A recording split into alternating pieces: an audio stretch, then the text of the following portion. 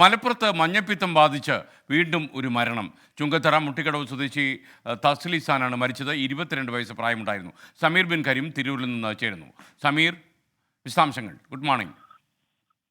Good morning എസ്കെൻ. മലപ്പുറം ജില്ലയിൽ മഞ്ഞപ്പിത്തം വീണ്ടും രൂക്ഷമാകുന്നു എന്നുള്ളതാണ് ഏറ്റവും പ്രധാനപ്പെട്ട കാര്യം. മലയോര മേഖലയിലാണ് മഞ്ഞപ്പിത്തം ആശങ്ക ഉയർത്തുന്നത്. നിലവിൽ ഒരു മരണം കൂടി മഞ്ഞപ്പിത്തം ബാധിച്ച് സംഭവിച്ചിരിക്കുകയാണ്. ചുങ്കത്തറ മുട്ടിക്കടവ് സ്വദേശി പുന്നപ്പുഴ പൊട്ടിയിലെ എറംതൊടി തെജിലിസാൻ എന്ന് പറയുന്ന 22-കാരനായ യുവാവാണ് മരിച്ചിരിക്കുന്നത്.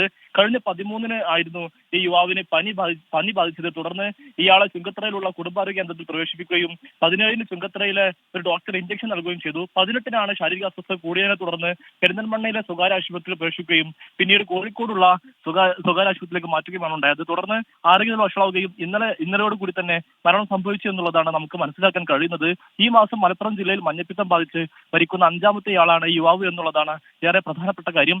ഈ യുവാക്കൾക്കും മഞ്ഞപ്പിത്തം ബാധിച്ച് മരിക്കുന്നു എന്നുള്ളതാണ് ആശങ്ക ഉയർത്തുന്നത്. പ്രത്യേകിച്ച് ഈ കാളികാവ്, നിലമ്പൂർ, എടക്കര ഉൾപ്പെടെയുള്ള മലയോര മേഖലയിലാണ് മഞ്ഞപ്പിത്തം വലിയ അളവിൽ ഇത്തരം രൂക്ഷമാകുന്ന ഒരു ഘട്ടം ഉണ്ടായിരിക്കുന്നത്. സ്കേൻ.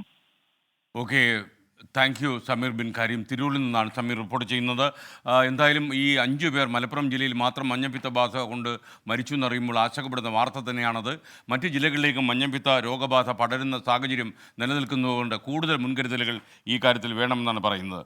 റീന സതീശൻ പറയുന്നു, SKN, ആന വാർത്തയിൽ നിന്ന് നിഖിൽ പ്രമേശിന് മോചനമായോ? എവിടെ? ഒരിക്കലും മോചനമായില്ല. പക്ഷേ ആന വാർത്തയിൽ ഏറ്റവും മുൻപൻ ഇടുക്കിയിലെ ആനയാണ് രാഹുൽ വിജയൻ.